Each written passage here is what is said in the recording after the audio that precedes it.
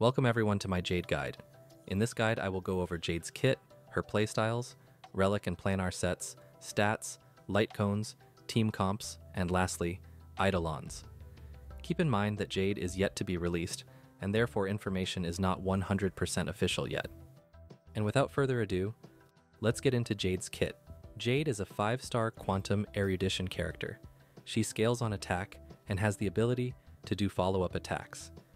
Jade has a base attack of 660, a base speed of 103, and an ultimate energy cost of 140. Jade's basic attack deals quantum damage equal to 90% of attack to a single target, and 30% of attack to adjacent targets. Her skill is a supportive ability that allows her to choose one ally and makes them the debt collector, increasing their speed by a flat 30, lasting for 3 turns. When the character with the debt collector title attacks an enemy, an extra instance of quantum damage equal to 25% of Jade's attack will be dealt to each enemy hit, for up to 5 enemies. When this happens, 2% of the debt collector's max HP will be consumed, which is similar to Jinglu's HP consumption, where she deals extra damage at the expense of your party member's HP. If the debt collector's HP is not enough, HP will be reduced to 1. If Jade herself becomes the debt collector, she will not gain the speed buff or consume her own HP. While a debt collector exists, Jade will not be able to use her skill, and every time Jade takes an action, the debt collector state's duration will be reduced by 1. And before going over her ultimate, let's firstly talk about Jade's talent, as that is where her follow-up attack comes from. After Jade or the debt collector attacks, 1 point of charge will be gained for each enemy hit. Once 8 points are accumulated, Jade will consume 8 points of charge and launch a follow-up attack dealing quantum damage equal to 120% of attack to all enemies. This follow-up attack does not grant charge points. Additionally, if Jade is under any sort of crowd control effect, she will not launch her follow-up attack. However, points accumulated can exceed the 8 points cap, and she will be able to immediately launch a follow-up attack once the crowd control debuff is gone. Once Jade launches her follow-up attack, she will gain 5 stacks of pawned assets, with each stack increasing crit damage by 2.4%, which is a crit damage increase of 12%. This effect can stack up to 50 times, bringing the total possible crit damage increase to 120%, which needless to say is huge. This also allows you to prioritize crit rate a bit more. Jade's ultimate deals quantum damage equal to 240% of attack to all enemies, and enhances her follow-up attack damage multiplier by 80% for 2 turns. Her technique will cause all enemies within a set range to become under the effects of blind fealty. Enemies affected by blind fealty will not attack. And once you enter combat, all enemies will take quantum damage equal to 50% of attack, and Jade will gain 15 stacks of pawned assets. As for her bonus abilities, Jade's first bonus ability will grant her 0.5% attack for each stack of pawned assets. At the max number of 50 stacks, Jade can gain 25% bonus attack from this ability. Her second bonus ability will advance her action forward by 50% when starting combat. This ability allows you to immediately be able to use her skill and grant an ally the debt collector state.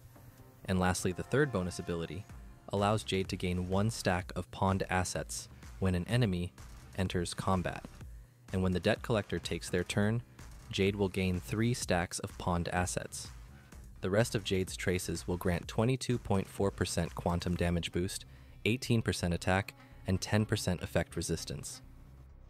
Moving on to playstyles, Jade is a character that has the ability to deal follow-up attacks, relying on a party member to hit multiple enemies to trigger her attacks.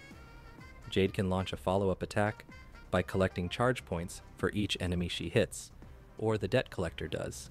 And to launch multiple follow-up attacks, the debt collector can be a character that can frequently hit multiple enemies, like Blade, Clara, Himiko, or even Herta. In these teams, the debt collector will be the character that has the ability to deal damage to multiple enemies. Jade also buffs the debt collector, increasing their speed by 30, which helps the debt collector take more turns and build less speed. And since Jade has the ability to deal damage outside of her turn, building for speed is not necessary.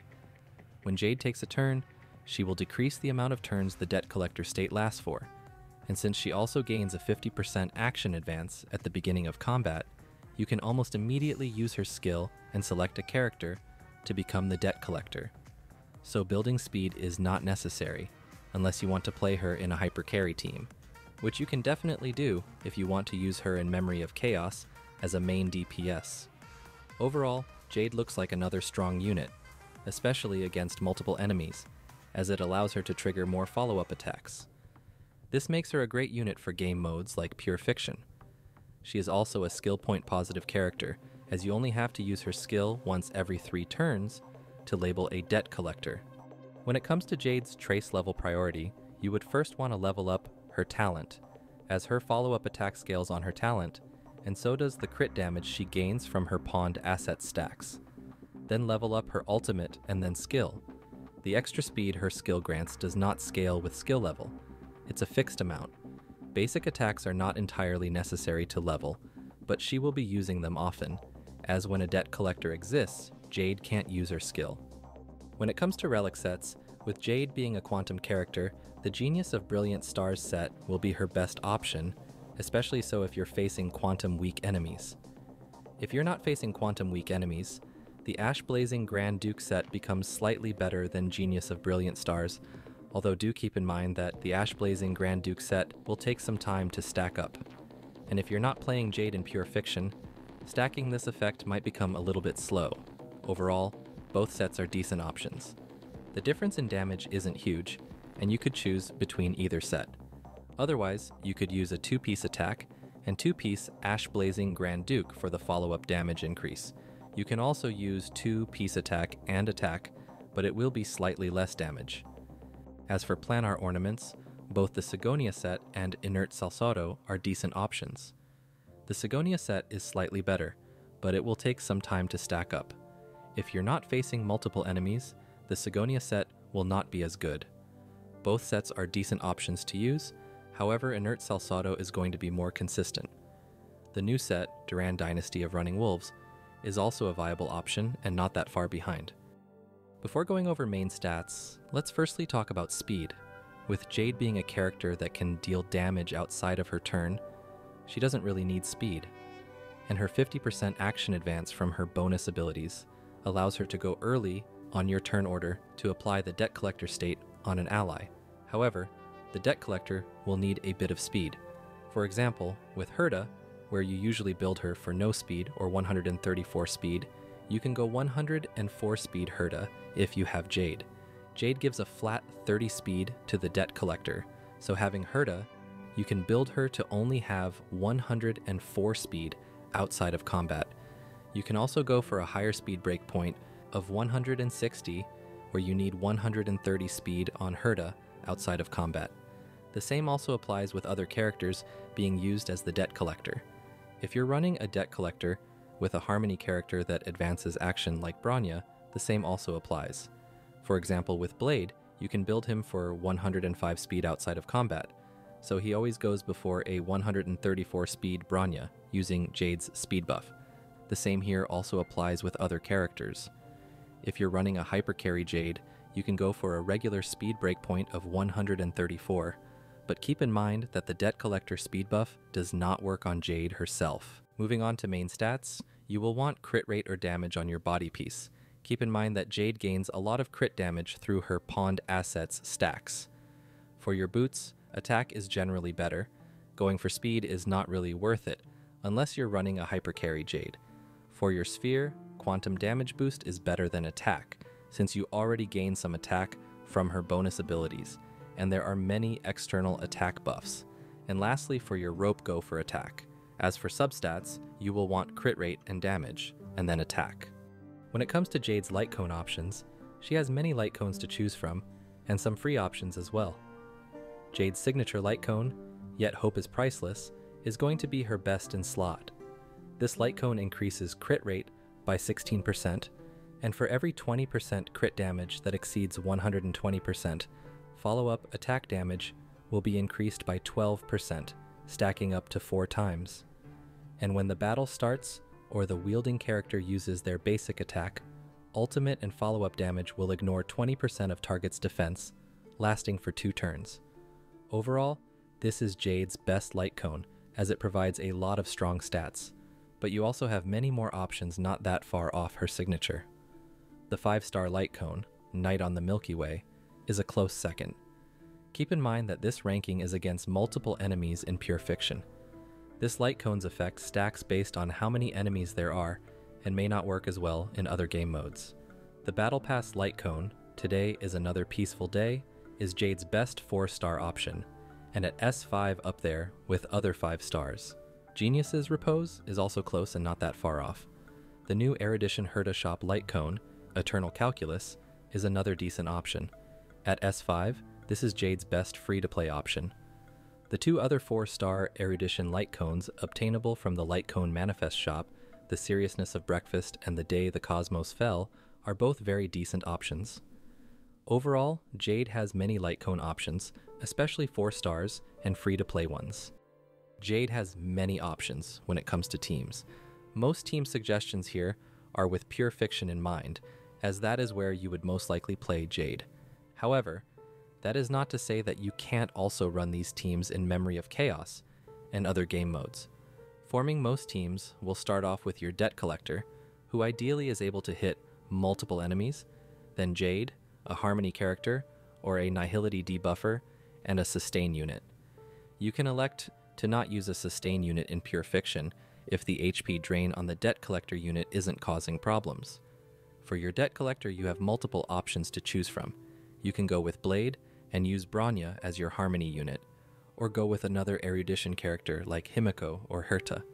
Clara is also an option here. For your Harmony or Nihility units, Robin is probably going to be the best option unless you're using Blade, where you would use Bronya or Sparkle instead.